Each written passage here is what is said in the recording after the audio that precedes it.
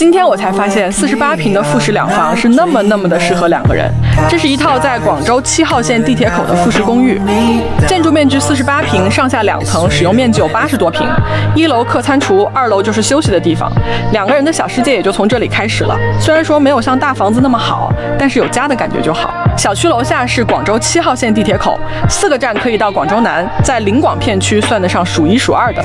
连廊过来对面就是主卧了，采光通透又明亮，2个人住进这里别提有多幸福了。